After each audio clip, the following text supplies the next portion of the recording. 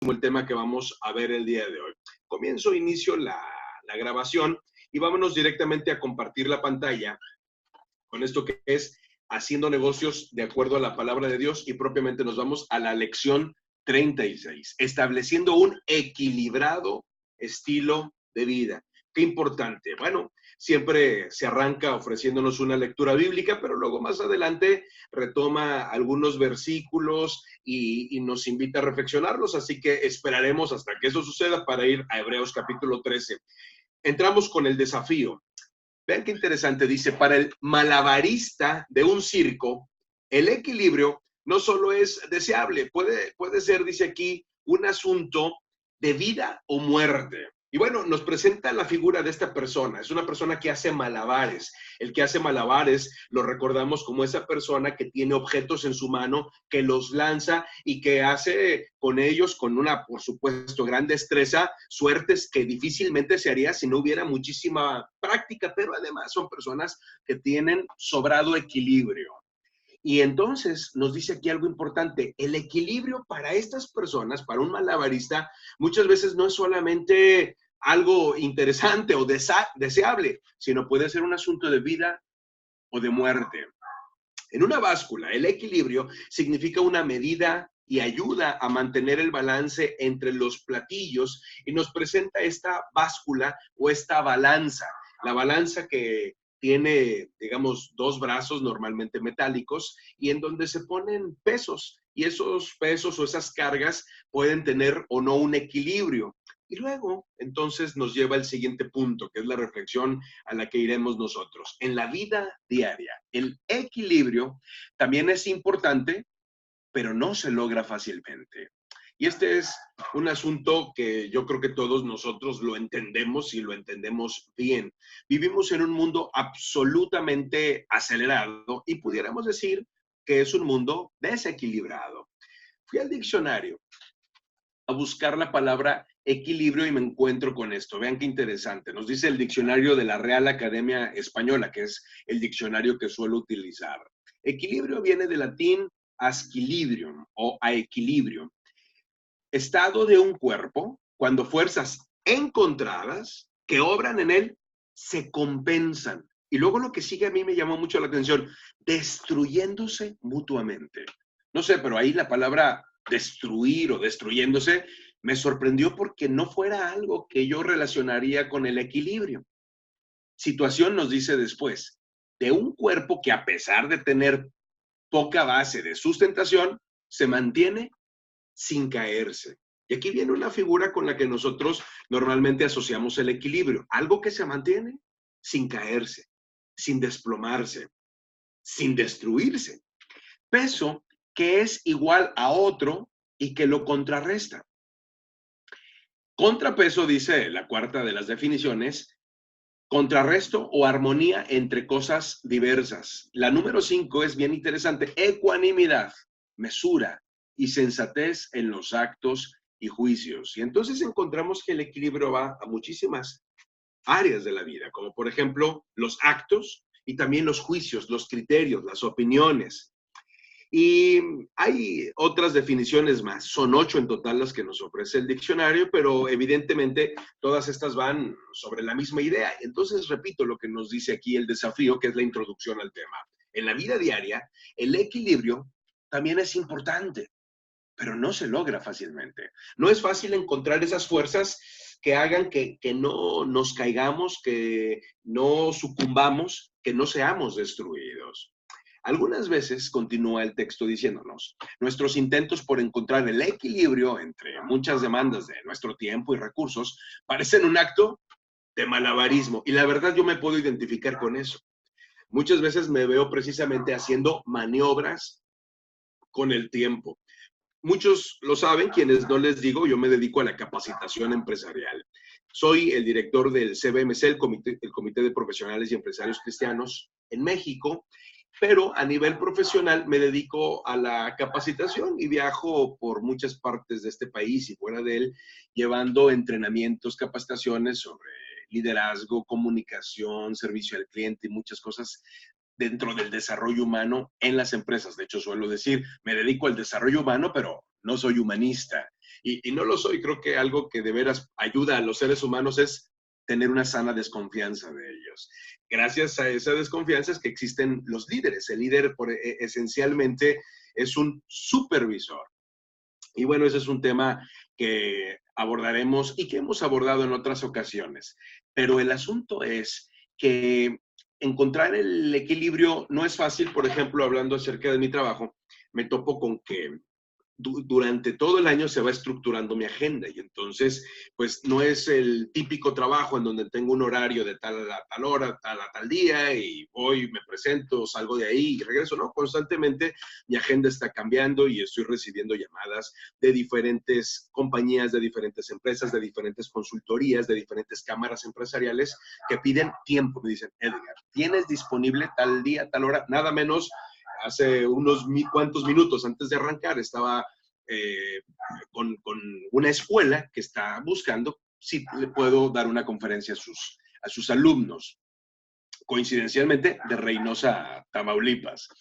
Y el asunto es que he cometido muchos errores y la verdad es de que ya me pongo nervioso cuando me piden una hora porque si eventualmente yo no estoy viendo el calendario, puedo comprometerme a algo que finalmente va a ser muy difícil que pueda cumplir. Hoy tomo la precaución de no comprometerme si no veo el calendario, pero muchas veces, aún viendo el calendario, he cometido errores. Por ejemplo, he visto que yo tengo un curso el martes y tengo otro curso el jueves, y de pronto alguien me dice, oye, ocupo un curso el miércoles, y he dicho que sí, sin darme cuenta que el martes estoy en una ciudad y el jueves en otra, y que el miércoles era para trasladarme. Bueno, he cometido ese error. Gracias a Dios, hasta el día de hoy, nunca he fallado a una cita, pero he tenido que viajar en la noche. He tenido que salir a deshoras de la noche, termino el curso y viajo toda la noche para estar en la mañana en otra ciudad, terminar el curso después de todo un día y volver a viajar en la noche para estar en una tercera ciudad. Y eso, bueno, me ha ocurrido y la verdad es complicado y termino haciendo esto, malabares con el tiempo.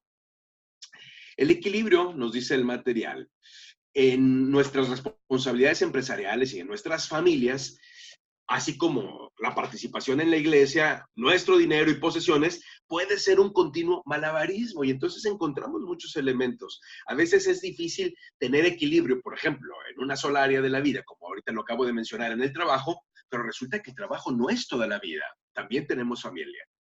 También tenemos otras cosas que hacer. También tenemos responsabilidades en la iglesia o en organizaciones sin fines de lucro.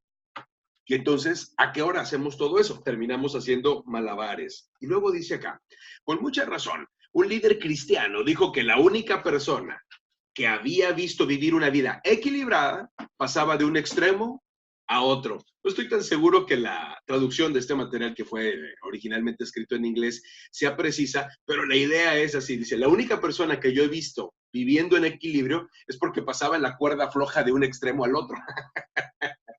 No es que estuviera realmente una vida equilibrada, realmente estaba yendo de un extremo a otro como lo hace un equilibrista. Y esa va a ser una imagen que el día de hoy nos va a hablar. Aquí hay varias preguntas antes de arrancar propiamente. ¿Cómo está su vida? Tú que nos estás escuchando, tú que en este momento estás conectado o cualquier persona que después esté viendo esto en una grabación, ¿cómo está tu vida? ¿Cómo la tienes al día de hoy?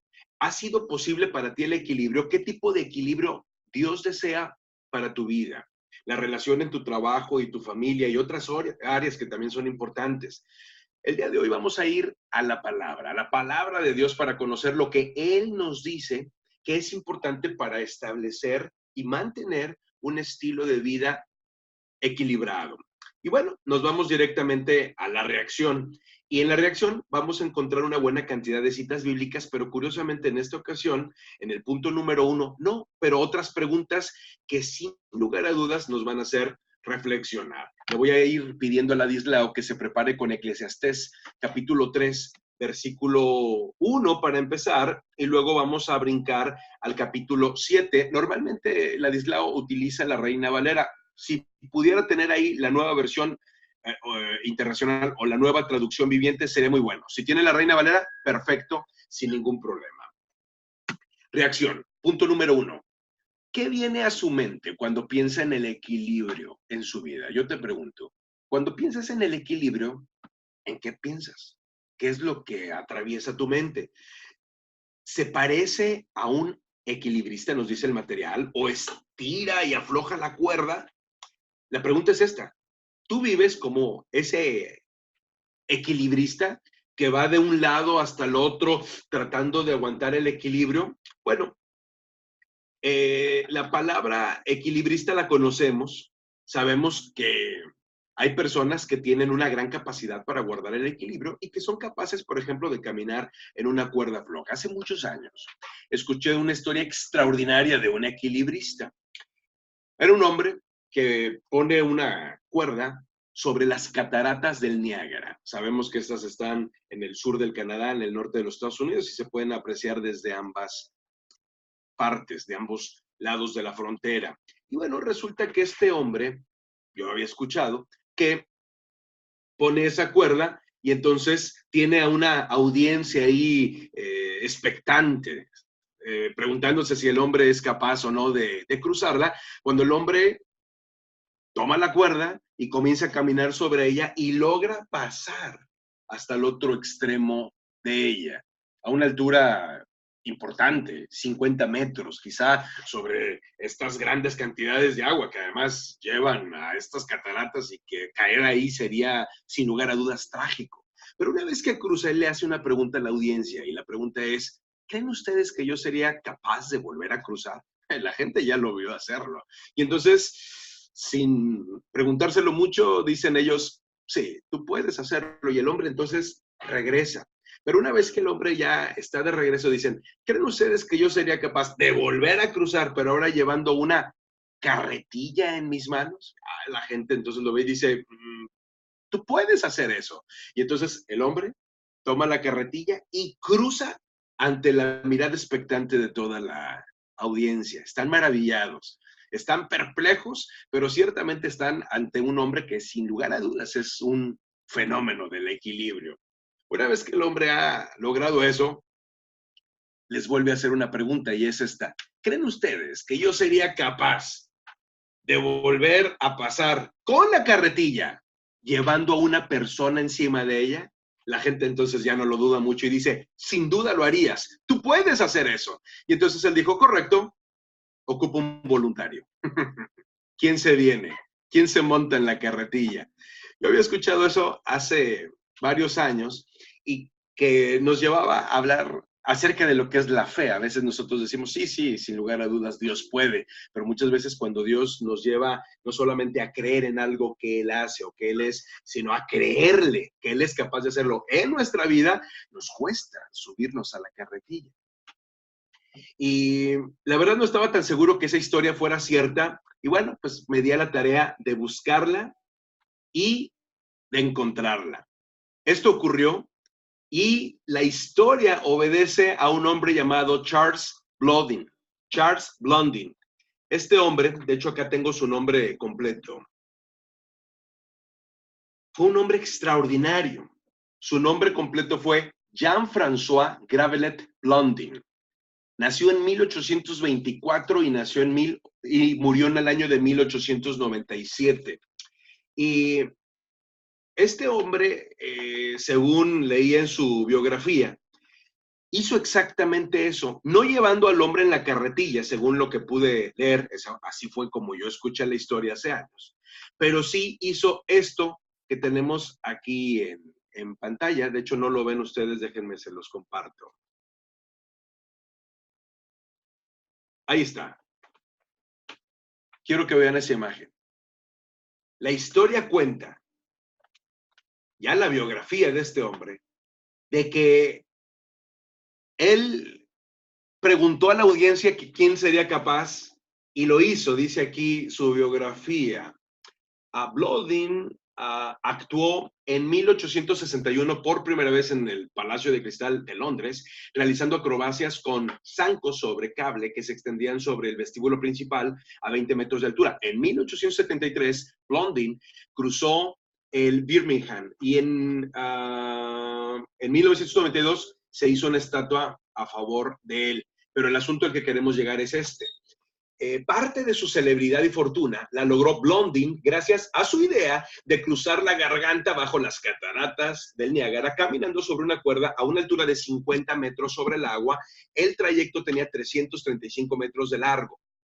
Realizó el cruce por primera vez en el año de 1859 y luego, dice, varias veces más, siempre con distintas variaciones, con los ojos vendados, ojo con eso, dentro de una bolsa, arrastrando una carretilla, que fue lo que yo había escuchado, con zancos y cargando un hombre sobre su espalda, el cual fue su agente, Harry Colcord. Y no fue lo único que hizo. En otra ocasión, ahí mismo, él toma un alimento, cruza y a la mitad él se detiene para comer y tomar algo de alimentos. Bueno, un hombre fuera de serie. Regreso al material donde nos habla acerca del equilibrista. Y nos dice, ¿qué viene a su mente cuando piensa en un equilibrista? Yo recordé a este hombre y por eso busqué su historia y me sorprendió saber que no era solo una ilustración, sino que en efecto fue cierto y esto es algo increíble.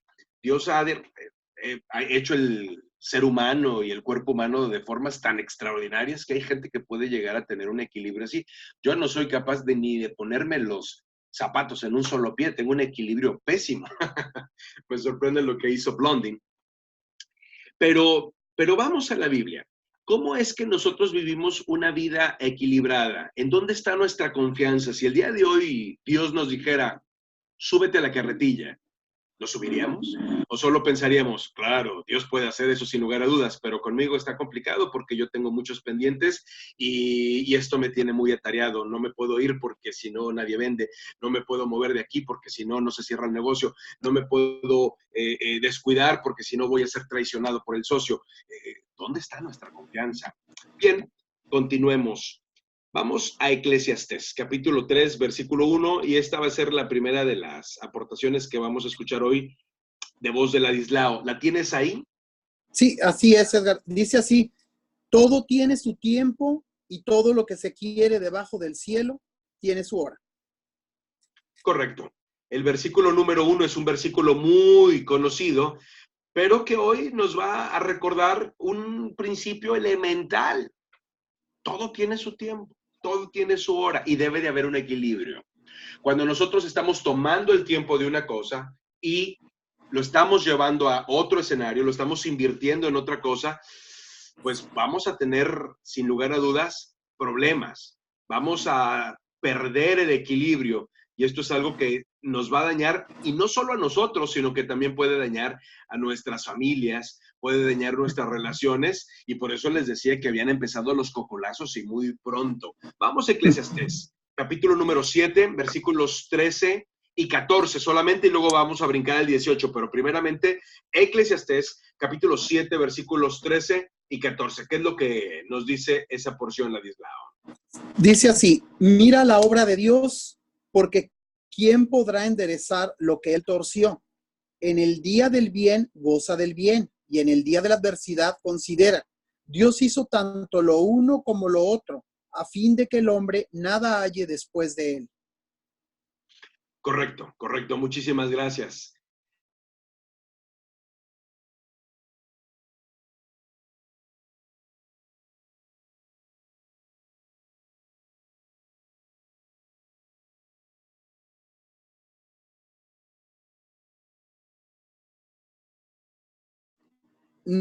No se escucha, Edgar. Correcto, correcto. Una disculpa. Muy bien. Esto refuerza lo que ya escuchábamos del versículo número 1 del capítulo número 3. Eclesiastés capítulo 7, pero ahora tomado de la Nueva Traducción Viviente, nos lo clarifica de una manera muy interesante. Vean lo que dice la Escritura. Acepta el modo en que Dios hace las cosas, porque ¿quién puede enderezar lo que Él torció? Porque ¿quién puede enderezar lo que Él torció? Esto es algo interesante porque a veces podemos nosotros estar muy afanados haciendo algo que Dios dice, no, espérate, esto así yo lo tengo, así yo lo quiero. Esto forma parte de mi propósito, no tienes que luchar contra eso, sino tienes que entender mi voluntad. ¿Cuántas veces nosotros doblamos nuestra rodilla en la mañana? Y recientemente en el comité de aquí, de Monterrey, el ingeniero José Castillo nos desafiaba. ¿Cuántas veces nosotros buscamos a Dios en la mañana para pedir, para pedir, para pedir? ¿Y cuántas otras veces buscamos simplemente para decir, Señor, ¿cuál es tu voluntad para este día de mi vida? Dice aquí, ¿quién puede enderezar lo que él torció? A veces estamos tan afanados tratando de enderezar algo, no lo vamos a lograr porque quizá forma parte del propósito de Dios que esté así por algún momento. Dice el versículo 14, disfruta de la prosperidad mientras puedas, pero cuando lleguen los tiempos difíciles, reconoce que ambas cosas provienen de Dios. Recuerda que nada es seguro en esta vida. Yo conocí un testimonio impresionante hace muchos años, creo que en algún momento lo llegué a comentar ya durante estas sesiones. Y ese es el testimonio de una familia en donde llega un problema de salud que es la anorexia. Este problema de salud es algo muy interesante, lo conocemos, son personas que de pronto llegan a tener un descontrol, dejan de comer y llega a traerle unos problemas serios, no solamente a la persona que está con ese problema, sino a toda la familia en general. Esta familia, una familia de fe, tiene una mamá que está abocada orando, llorando, llorando, y por más que ora, su hija sigue mal, mal, mal, mal, mal, hasta que de pronto ella entiende algo que a mí me impactó cuando me lo comentó. Dijo, yo le estoy pidiendo a Dios que arregle algo y no lo arregla. Pero el Dios al que yo le estoy pidiendo, Él puede hacer lo que quiera en el momento que quiera. Si no lo ha arreglado, no es porque no pueda, es porque no quiere arreglarlo. Entonces, más que estarle pidiendo y pidiendo y pidiendo y pidiendo que haga algo que evidentemente no quiere hacer, si no ya lo hubiera hecho, más bien la pregunta es, Señor, ¿y por qué quieres que mi hija pase por esto? ¿Por qué quieres que la familia pase por esto? ¿Qué tenemos que aprender de esto? Y a partir de ese momento las cosas comenzaron a cambiar. No fue fácil ni fue rápido. El tratamiento, el proceso duró por mucho tiempo más, pero ese es un principio importante. Estamos muchas veces afanados, descuidados, distraídos, dejando de reconocer que al final Dios es el que tiene el control de todas las cosas. Vamos al versículo 18 ahora sí, de Eclesiastés capítulo número 7, ¿qué nos dice ahí el texto, Ladislao? Dice así, bueno es que tomes esto y también de aquello, no apartes tu mano, porque aquel que a Dios teme saldrá bien en todo. Correcto.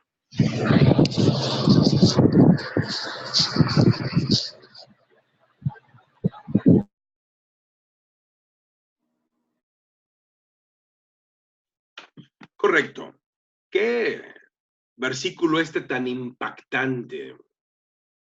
Impactante. En la Nueva Traducción Viviente dice, presta atención a estas instrucciones. Y quiero aquí distinguir algo. En la Reina Valera dice, bueno es que tomes esto y también de aquello no apartes tu mano, porque aquel que a Dios teme saldrá bien en todo. Ahora, en la Nueva Traducción Viviente dice, presta atención a estas instrucciones, porque todo el que teme a Dios evitará caer en ambos extremos. Y aquí hay una situación importante, los extremos. Los extremos suelen ser nocivos. Los extremos nos llevan a escenarios en los que podemos estar o muy desenfadados o muy afanados. Y ambas cosas no son buenas. Hablaba ahorita de la anorexia. Sabemos que es un trastorno alimenticio. Pero no sé cuántos de ustedes conozcan un trastorno que se llama ortorexia. No es tan común como la bulimia o como la anorexia, pero escuchen esto. La ortorexia es un término que trae a relucir algo que es difícil de creer. La ortorexia es un trastorno alimenticio que básicamente consiste en la obsesión enfermiza por comer saludablemente. Quiero repetir esto. Es un trastorno alimenticio derivado de la obsesión enfermiza patológica por comer sano. Parecería una locura. Pues si estás comiendo sano, ahí sí puedes exagerar, diría alguien. Pues aún exagerar en lo sano puede traer problema. Dice el autor al que se le acuña este término, un hombre llamado Stephen Bradman, que la desnutrición es común paradójicamente entre los seguidores de las dietas de comida saludable. Bueno, ¿qué es lo que pasa? Que muchas personas pues hacen bien en tratar de comer saludable, sin lugar a dudas, pero llegan muchas veces a exagerar, llegan a perder el equilibrio y en esa pérdida de equilibrio pues dejan de comer cosas pues, que también requieren. Porque, digamos, la satanizan como cierto tipo de grasas o no sé qué. Yo realmente estoy así como que muy lejos de la ortorexia. Pero el asunto es cuidado, porque eventualmente cuando llegamos a fallar en el equilibrio en cualquier cosa, aún en la alimentación, en la salud, pues vamos a tener trastornos que pueden afectar nuestra vida por completo, que pudieran eventualmente inclusive llegar a ser un peligro de muerte. ¿Qué pasa con los negocios? Vean lo que nos dice aquí el material en el punto número 3. ¿Por qué es tan importante el equilibrio en nuestro negocio y en nuestra vida personal? ¿Qué sucede cuando perdemos el sentido del equilibrio? Es como la ortorexia. Es decir, puede ser que tú estés haciendo algo correcto con tu negocio, pero le debes de poner un límite. No lo puedes hacer todo el día. No lo puedes hacer todo el tiempo. No lo puedes hacer en momentos en los que debes de estar pensando en otra cosa. Y cuando una persona está pensando lo correcto en un momento incorrecto, suele ser un error. Y esto es algo interesante. Debemos de aprender a limitarnos. Muchos de los que estamos ahorita conectados, debemos de sentir mucha pasión por nuestro trabajo. A mí mi trabajo me encanta, les puedo decir. Me apasiona muchísimo. Y yo les decía que esta lección me da unos cocolazos. A mí me cuesta mucho desconectarme de mi trabajo. Es decir, yo trabajo hablando.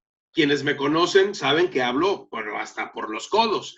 Y muchas veces la gente ni siquiera logra dimensionar, aún y cuando me conoce, cuánto es que hablo. Y de pronto, por ejemplo, nada menos este domingo estábamos en la iglesia y alguien le decía a mi esposa, oiga, pero Edgar habla muchísimo, pero supongo que en su casa es diferente. Él calla y usted es la que habla porque la gente sabe que las mujeres suelen hablar más. Y mi esposa les dijo lo que es la verdad. Dijo, no, este hombre habla adentro y fuera de la casa como perico. No para de hablar. Y a mí me ocurre eso. Yo puedo dar un curso 8 horas y yo llego a la casa y le cuento a mi esposa todo lo que dije, lo que no dije, lo que dije que no debía haber dicho, lo que no dije que sí debía haber dicho, lo que no, bueno, llega un momento que mi esposa me dice, ya por el amor de Dios, ¿a qué hora puedo hablar yo? Y a mí me cuesta mucho, mucho, pero mucho desconectarme de mi trabajo. Me apasiona, me gusta, me encanta, pero debo de saber que ya no es saludable cuando lo traigo a la casa. Y la verdad, me pasa y todo el tiempo, lo confieso, y sé que no es correcto. Y ahorita tengo el beneficio de que mi esposa está en la planta alta y estoy en la baja, si no, me estaría echando una mirada de esas devoradoras.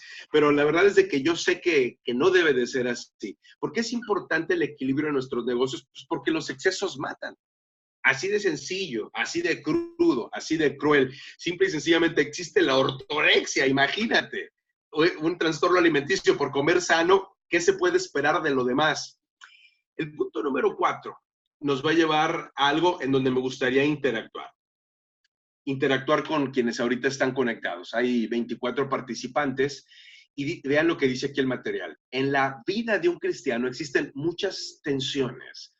El ser un negociante incrementa la presión y es verdad porque muchas veces cuando nosotros no conocemos la palabra de Dios, al Dios de la palabra y los principios bíblicos, pues podemos irnos con la corriente y tratar de hacer nuestro mejor esfuerzo. Pero cuando ya conocemos los principios, podemos entrar en una desesperación donde dices, mi competidor no es ético, mi competidor está rebasando lo que es legal, y si yo soy muy ético y muy bíblico y muy cristiano, él me va a comer todo el mandato, y podemos entrar entonces en una desesperación adicional. Pero aquí dice, discute algunas tensiones con las que se enfrenta día a día, y aquí, bueno, pues yo animo a quienes nos están en este momento escuchando, a estos ya 25 participantes, pues que se den el ánimo de ir al chat y pues que escriban alguna tensión con la que ustedes vivan. Ya por ahí vi un mensaje de Yolis. Lo voy a buscar acá. Aquí está. Dice, Yolis dice, acabo de terminar un curso en la Secretaría del Trabajo referente a la norma 035, que esto va muy a tono a lo que estamos viendo ahorita, que tiene que ver con el estrés laboral, por ejemplo. Factores de riesgo psicosocial en el trabajo, y precisamente muchos problemas se generan por esta falta de equilibrio. Y es tan grave el problema, nos dice Yolis, que la ley va a obligar a las empresas a diseñar modelos para identificar, analizar y prevenir tantos problemas que hay. Bueno, esto es algo importante, esta es una norma oficial mexicana para quienes nos estén sintonizando desde otro país. Las normas oficiales mexicanas son disposiciones del gobierno de nuestra nación para regular algunos factores en el comercio, en el empresariado. Las normas oficiales mexicanas pueden ir desde, por ejemplo, un producto que se elabora aquí en México debe decir hecho en México en la etiqueta. Esto parecería obvio, pero no todos lo dicen. Hay países en donde se fabrica la cosa y no aclara. Entonces, la norma oficial mexicana del etiquetado dice, debe decir en dónde se hizo y además debe decir con qué se hizo, cuáles son los componentes, entre otras cosas. Pero en esta ocasión es una norma oficial mexicana que va a regular, digamos, los factores de riesgo psicosociales que hay. Básicamente es algo que tiene que ver con el desarrollo humano, con las personas. Nosotros estamos en este momento hablando desde el estado de Nuevo León, que es un estado en donde hay personas, en donde en este año, lo sé de buena fuente, han muerto personas por estrés laboral. Es decir, la presión en una misma empresa llevó a que 3 personas del trabajo estuvieran tan tensionados que cayeron al hospital y fallecieran. Eso es una situación que ha llevado a este tipo de cosas. Entonces, bueno, les animo a que pongan algo ahí que los pone a ustedes en tensión y los lleva a perder el equilibrio. Aquí Antonio dice, me causa mucha tensión cuando siento que todo lo que hago debe de hacerse rápido. Fíjense, esta ansiedad debe de hacerse rápido y además de manera correcta. Parece que me falta entender que la forma de ser y hacer de los demás puede ser también correcta. Qué interesante lo que dice Antonio, porque él por un lado pone su situación, pero por otro lado como que está muy consciente de que a lo mejor las personas pues lo pueden hacer también bien, aunque no lo van a hacer como él piensa. Él dice, trato de ser perfeccionista y no funciona. Y yo creo que ahí en todo límites saludables, cuidado con los extremos. Esto es algo importante. ¿Qué más? ¿Quién escribe por ahí de los ya muchos conectados? ¿Qué les causa tensión? Repito el argumento. Nos dice acá, en la vida de un cristiano existen muchas tensiones. El ser negociante muchas veces incrementa esas tensiones. Discuta algunas de las tensiones con las que usted se enfrenta día a día. ¿Cuáles? ¿Qué nos dirían los demás? Quisiera dar alguna oportunidad para que alguien lo haga. Igual, Ladislao, si tú quieres abrir el micrófono y comentar alguna con la que tú vivas o de la que veas en tu medio, adelante. Sí, gracias, Edgar. Se me hace más fácil hablar que escribir porque se me hace que me tardo. Sí, y gracias no. por permitirme abrir el micrófono. Sí, realmente es algo que vemos diariamente. Incluso vemos casos de gente que es espiritual, que le da un lugar a Dios, que empieza a progresar en el trabajo y después el mismo estrés o la misma presión del trabajo los hace apartarse de lo que originalmente era una vida espiritual sana. Entonces, realmente el trabajo, si no, como propietarios o emprendedores, que a veces es cuando más delicado es el asunto, nos vamos a extremos increíbles, ¿no? Yo tengo en lo personal un conocido, era un amigo, pero ahorita ya tiene rato que no lo veo, que él se siente orgulloso de trabajar de lunes a domingo, de no descansar y de que nunca va de vacaciones. Y se me hace extremo, ¿verdad? Digo yo, oye, pero pues tu salud se va a deteriorar, te puedes enfermar, puedes incluso fallecer.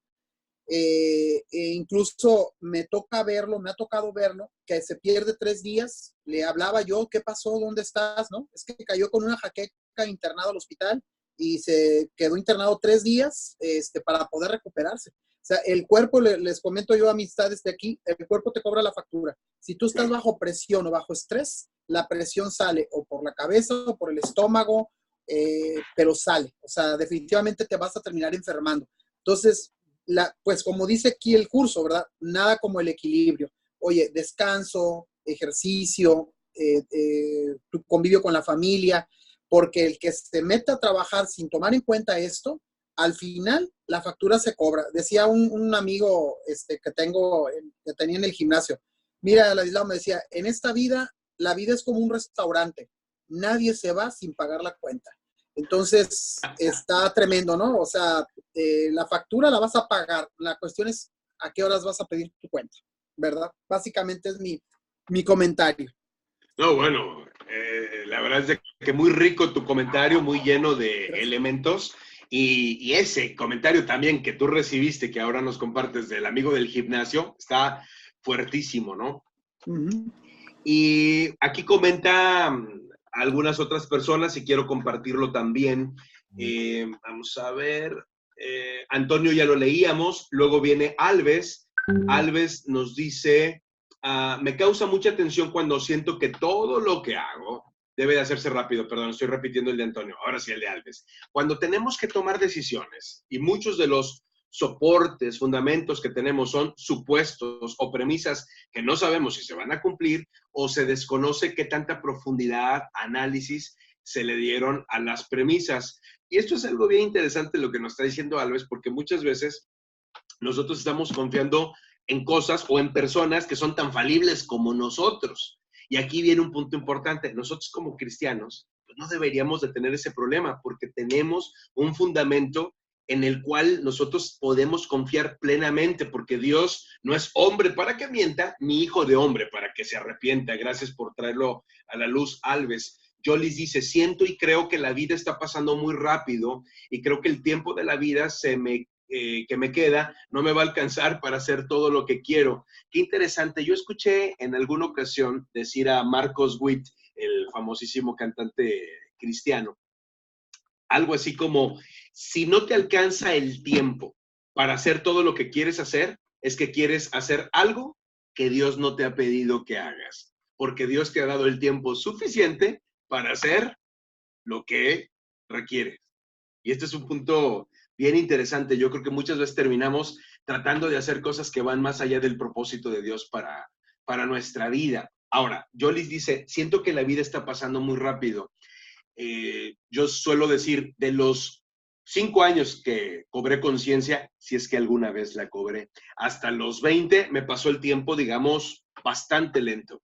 Pero de los 20 a los 40 se aceleró la máquina de una manera impresionante. Hoy, a los 46 años de edad, suelo decir, tengo 46, casi 60. Hoy estoy consciente que en un abrir y cerrar de ojos, si Dios me presta la vida y la salud, tengo 60. Es una realidad. Lo digo en broma, pero bastante en serio. Sé que el tiempo se va rapidísimo y esto es algo increíble. Sin embargo, he escuchado de algunas personas que dicen, no, creo que sí se siente el tiempo que está pasando más rápido. Y he escuchado una teoría, digo, no viene ahorita a la luz, digamos, disertar sobre ello, que habla acerca del magnetismo en la Tierra, en donde dice que las personas hoy literalmente sí percibimos el tiempo más rápido que antes, y eso tiene que ver con situaciones que honestamente yo estaría totalmente incapacitado para explicar y posiblemente no sea así. Entonces, pero lo que sí es que es una situación generalizada, que muchas personas dicen, oye, el tiempo se siente diferente. Lore Cruz nos dice, me causa tensión que en mi trabajo sea más importante la productividad que la calidad. Por ejemplo, eso es muy puntual, es cierto. Hay gente que está muy abocado a producir y uno dice, oye, producir está bien. Sí, pero estás produciendo tanto y tan rápido que estás dejando de ver, por ejemplo, la calidad. Y al final, cuidado. Yo siempre le digo a las empresas, ustedes deben de saber a qué se dedican. Y todas las empresas se dedican a la misma cosa, que es a darle soluciones a un cliente. Si ese cliente está recibiendo un producto y está pagando por él, pero no tiene la calidad que se espera, cuidado, porque tarde o temprano vas a perder a tu cliente. Adriana Noemí nos dice, la burocracia que existe sobre todo para los que quieren hacer las cosas bien. Qué interesante lo que nos dices, es cierto. Recuerdo el comentario que hizo un amigo que comenzó a caminar pues en los principios bíblicos y él solía ir a jugar golf. Y entonces llega al campo de golf y en una ocasión les hablan de un nuevo campo, él va con su equipo con los que solía ir a jugar a este nuevo campo, y cuando llegan preguntan, ¿cuánto cuesta jugar? Y les dicen, bueno, cuesta $30 jugar en este campo. Y entonces dice el muchacho que los atiende, pero dice, si me pagan a mí aquí y no en la oficina, yo no les doy recibo, pero les cobro solo $10. O sea, cuesta 30 si lo pagan en la oficina con recibo, pero si me lo pagan a mí, yo los dejo jugar, dijo el muchacho que estaba cuidando el campo, solo por $10. Y entonces este hombre, caminando en los principios bíblicos, dijo, no, pues yo voy a pagar los 30 y voy a ir a la oficina, quiero mi recibo. Y entonces paga los 30, juegan ese día, y en la noche estaban en una reunión y alguien se entera, un amigo de todos estos golfistas, por cierto, amateurs, por supuesto, y que habían ido a un campo nuevo. ¿Qué tal está el campo? Y les hace preguntas acerca de ello, y luego viene la pregunta, ¿y cuánto cuesta? Y entonces un amigo de este cristiano al que yo me refiero, dice, bueno, jugar en ese campo cuesta $10, pero si eres cristiano, te cuesta 30. Cuesta $10. Si eres cristiano, te cuesta 30. Y esto que lo dijo como una broma, es algo muy a tono lo que nos dice Adriana. Muchas veces, si tú quieres hacer las cosas correctas, resulta que te cuesta más y te cuesta más tiempo. Y esto genera más tensión. Muchas gracias por compartirlo, Adriana. Y tienes dos nombres, Adriana, Noemí. ¿Cómo te dicen? ¿Adriana o Noemí o los dos? A ver si nos aclaras eso, porfis. RRTAG, ojalá que nos pudieras poner ahí el nombre, por favor. Dice, no creo que exista una fórmula para el equilibrio entre la vida y trabajo, viéndolo desde el punto de vista del emprendedor. Sin embargo, el apoyo familiar es fundamental. Y aquí vamos a un punto que es muy importante. No solamente el equilibrio en el escenario laboral, sino el de la vida. Y en la vida, la familia cuenta. Dice, el apoyo familiar es fundamental y sobre todo estar conectado con los fundamentos bíblicos. Totalmente de acuerdo, ojalá que nos pases por ahí tu nombre, RRTAG. Adriana nos dice que le gusta que le digan Adriana. Adriana, gracias por contestar. Ramón González dice, yo consulté a mi padre y le pregunté que si sentía que actualmente el tiempo pasaba más rápido y me dijo que sí. Dios dice que en los últimos días los días serían cortos. Creo que tiene sentido. A ver si nos pasas el versículo, Ramón. Ya aquí vamos a brincar el tema escatológico. Pero yo creo que algo de eso está pasando. Muy bien, si hay más comentarios los daré en su momento. Pero es evidente que todos vivimos situaciones que nos desafían a vivir en equilibrio y evidentemente no es fácil. Ahora, hay principios que nosotros debemos de considerar, y uno de ellos es el Salmo 127, y vamos a pedirle a Ladislao que vaya al capítulo número 127 del libro de los Salmos y nos lea solo el versículo número 1 para empezar, porque lo vamos a desmenuzar un poco. ¿Qué nos dice el versículo 1? Dice, si Dios no edificare la casa, en vano trabajan los que la edifican. Si Dios no guardare la ciudad, en vano vela la guardia.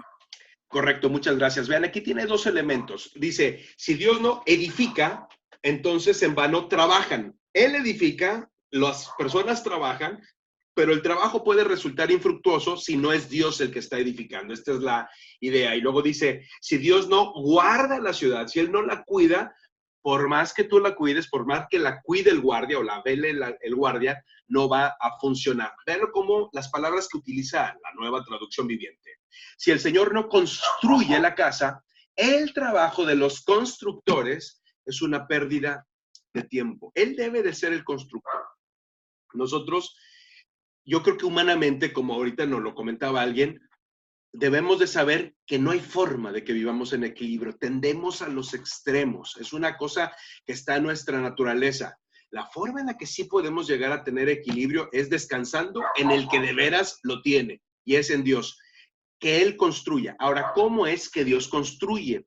Supongo que en la mayoría de los países ocurrirá como en México. De pronto llegamos aquí a una escuela de gobierno, le llamamos aquí escuela federal.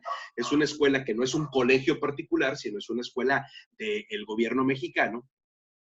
Y vemos una tabla o ¿cómo le llamamos? Una placa.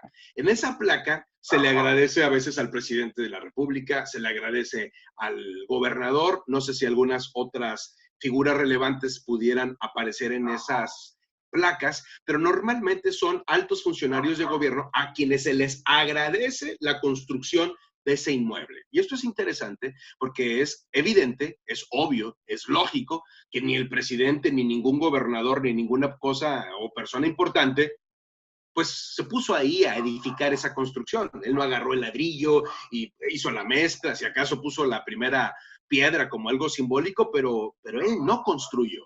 Sin embargo, se le agradece la construcción porque él fue la autoridad que delegó en otros, que marcó la pauta para otros, para que se construyera, que autorizó que se realizara la construcción. Cuando Dios está edificando nuestras vidas, nuestros negocios, nuestras familias, pues evidentemente nosotros estamos trabajando siguiendo sus instrucciones, siguiéndolo a Él como autoridad, de tal manera que no es mérito nuestro, es mérito de Él. Podemos descansar en eso. Podemos descansar en su manera de pensar, podemos descansar en sus lineamientos, podemos descansar en sus principios, porque sus principios son eternos, los nuestros sin lugar a dudas no lo son. ¿Qué dice el versículo 2 del Salmo 127, Ladislao? Sí, claro. Por demás es que os levantéis de madrugada y vayáis tarde a reposar y que comáis pan de dolores, pues que a su amado dará Dios el sueño. Muchas gracias. Fíjense, por demás dice es que os levantéis de madrugada, y esta es la palabra que utiliza, levantarse de madrugada, en la nueva traducción viviente, perdón, lo lleva a este concepto. Es inútil que te esfuerces. Levantéis de madrugada, lo asocia con el esfuerzo. Es inútil que te esfuerces tanto. Sin lugar a dudas nos tenemos que esforzar, pero es inútil si nos esforzamos, si lo estamos haciendo sin la dirección de Dios. ¿Es un esfuerzo? Sí, pero es un esfuerzo inútil. Es un esfuerzo desgastante. Es un esfuerzo que nos va a llevar a vivir fuera del equilibrio. Luego nos dice, y que comáis pan de dolores. Bueno, es una manera muy poética, sin lugar a dudas, que no nos dice mucho en el español de hoy en día, pero en la nueva traducción viviente dice, y te preocupes por conseguir alimento. Y este es un punto. Básicamente, no llega el alimento porque te preocupes. El alimento normalmente Dios lo trae a nuestra mesa, no por nuestra preocupación, sino por nuestra ocupación, por el tiempo que invertimos, por ejemplo, trabajando. Pero yo creo que muchos de ustedes lo han vivido, yo lo he vivido, donde no tengo un trabajo, no he tenido un ingreso y de cualquier forma he tenido alimento. Recuerdo que vivíamos nosotros fuera de casa, mi esposa y yo nos casamos, tendríamos en aquel entonces 25 años de edad aproximadamente, salimos de la ciudad donde nosotros nos conocimos y donde habíamos crecido, que no es la ciudad donde nacimos, y vivíamos en otra ciudad, de hecho vivíamos en el sur de los Estados Unidos. Y hubo una situación, hubo una problemática en la empresa con la que yo trabajaba, una empresa de aquí de México, yo trabajaba allá, representando una empresa de acá. Siempre mi empleo fue desde México. El asunto fue que me dejaron de pagar. Me dejaron de pagar y de pronto me retrasaban mucho el pago hasta que llegaba. Y luego me retrasaban hasta que llegaba. Y un día se retrasó mucho y nunca llegó hasta el día de hoy. Han pasado ya casi 30 años de eso. Y el asunto es que no llegó ese dinero. Yo tenía trabajo. La verdad, las oficinas muy bonitas, teníamos una posición mucho mejor en lo económico que los que se habían cruzado ilegales, vivíamos en unos departamentos muy lindos. Básicamente la gente si nos veía, pues pensaría que nuestra situación económica no era ningún problema. Lo era, no me estaba llegando el sueldo.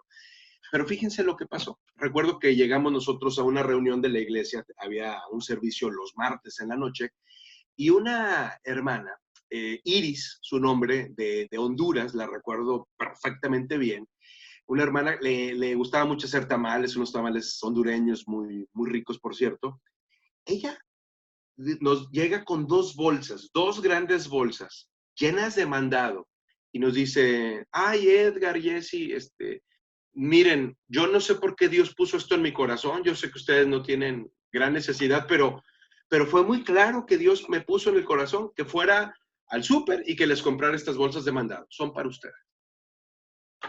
Yo me quedé atónito porque les puedo decir delante de Dios en este momento, como en ese momento se los hubiera dicho, que básicamente nadie sabía de nuestra situación porque normalmente nosotros, aunque retrasado, recibíamos el dinero. Eso fue una cosa absolutamente excepcional de la que nadie estaba enterado, solamente la gente de la oficina acá en México. Y bueno, resulta que Dios puso en el corazón de una hermana Iris, que estaba en una situación inclusive legal muy diferente que la nuestra, y Dios ha hecho que hasta el día de hoy, desde siempre, haya alimento en nuestra mesa, con trabajo, sin trabajo, con dinero o sin él. Y yo sé que Él es nuestro proveedor en todo momento. Es inútil que te esfuerces tanto desde la mañana temprano hasta tarde en la noche y te preocupes por conseguir alimento, porque Dios da descanso a sus amados. Y bueno, la verdad es de que yo tengo una gran necesidad el día de hoy de escuchar esto porque me apasiono, como le digo, y muchas veces me afano, y la verdad es que es pecado. O sea, la Escritura claramente dice, Dios da descanso a sus amados. Salmo 127, versículo 1 y 2, es lo único que vamos a ver en este momento.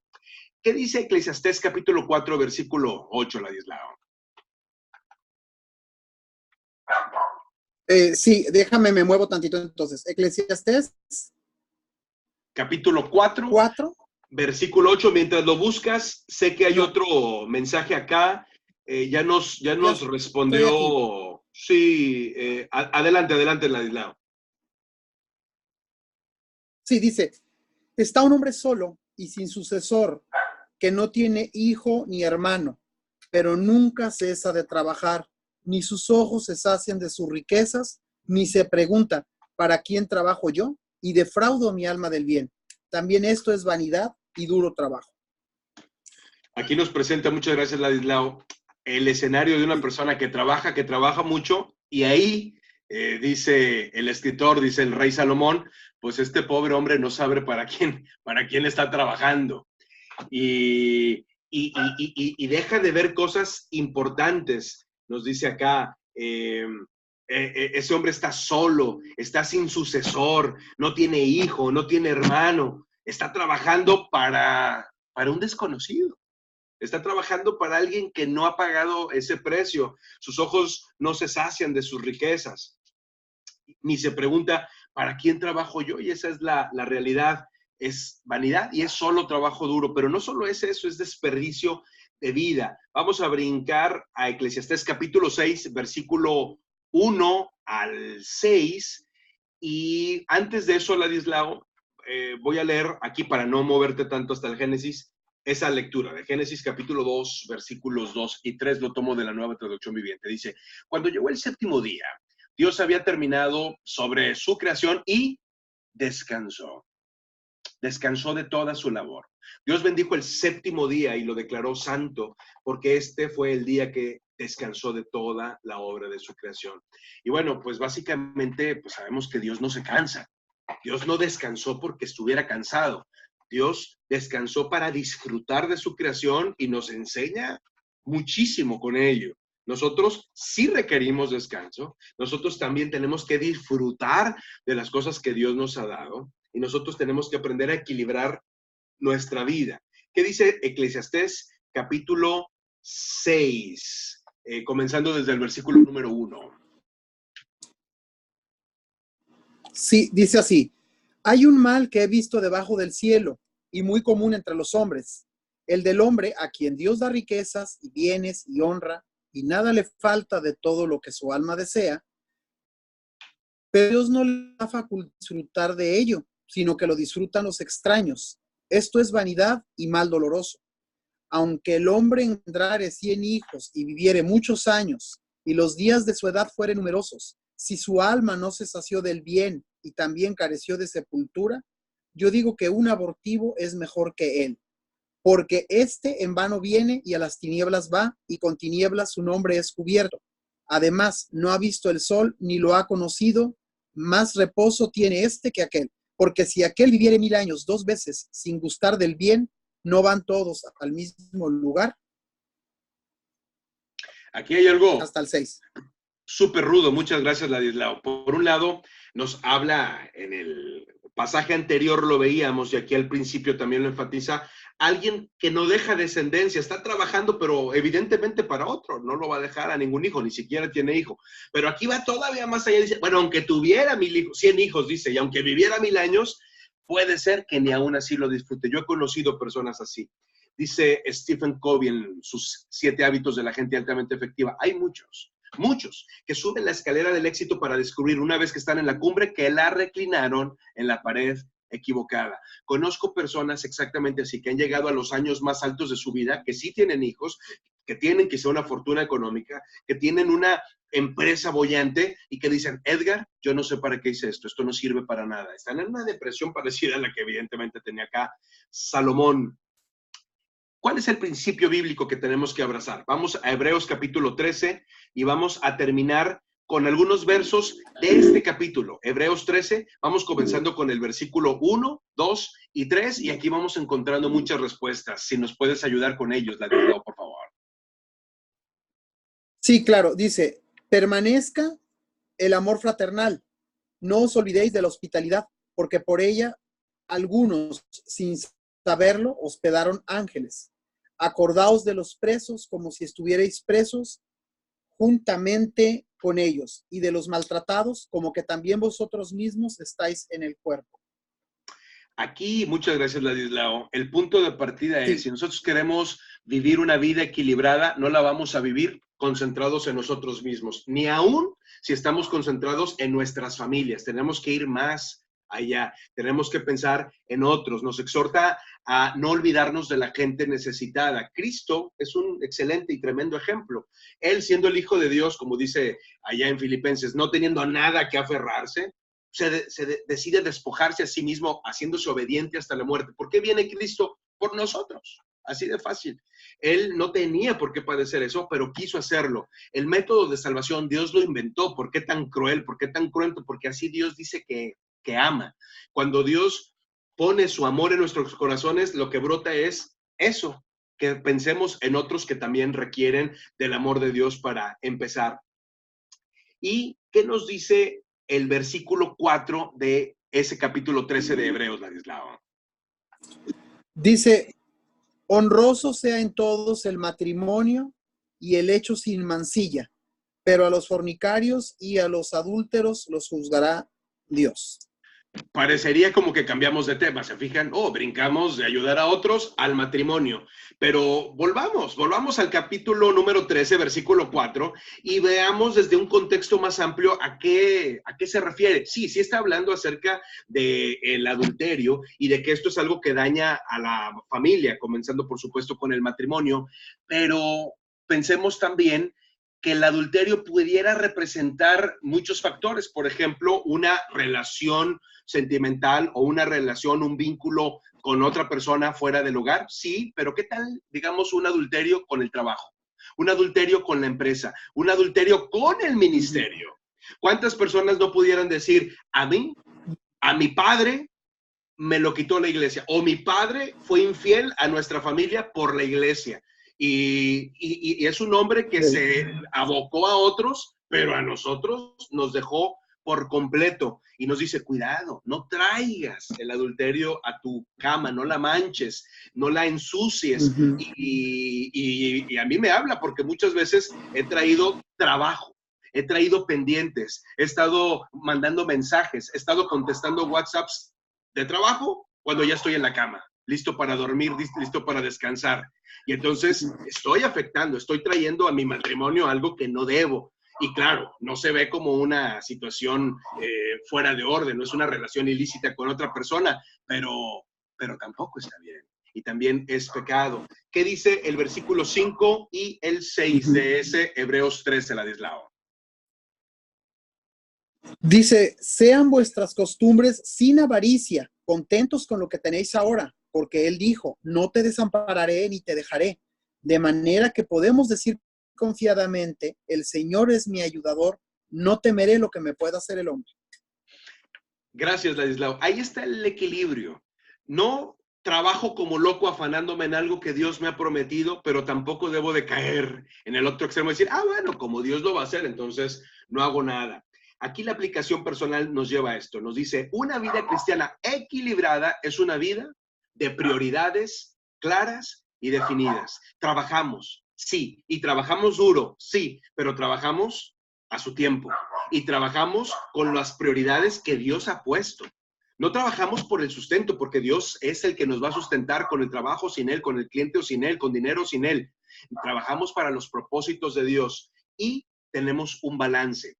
Dice Juan capítulo 3, versículos 17 al 19, en la Nueva Traducción Viviente. Si alguien tiene suficiente dinero para vivir bien y ve a un hermano en necesidad, pero no le muestra compasión, ¿cómo puede estar Dios? El amor de Dios en esa persona. Queridos hijitos, que nuestro amor no sea solo de palabras. Mostremos la verdad por medio de nuestras acciones. Nuestras acciones demostrarán que pertenecemos a la verdad. Entonces, estaremos confiados cuando estemos delante de Dios. Y este es el cierre, este es un equilibrio. Sí trabajamos duro, pero trabajamos en los tiempos de Dios y trabajamos en la forma de Dios y trabajamos con los principios y las prioridades de Dios. Cuidado con los extremos. Vivir una vida equilibrada, yo creo que humanamente es imposible.